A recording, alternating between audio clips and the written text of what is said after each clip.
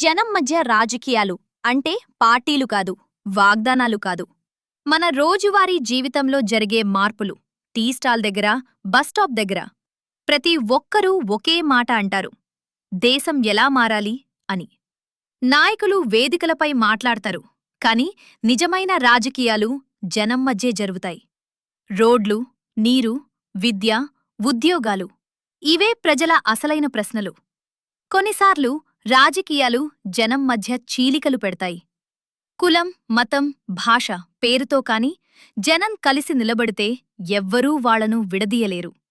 ఐక్యతే నిజమైన శక్తి.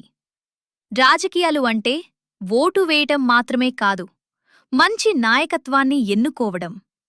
జనం మధ్య రాజకీయాలు మన భవిష్యత్తు నిర్ణయిస్తాయి.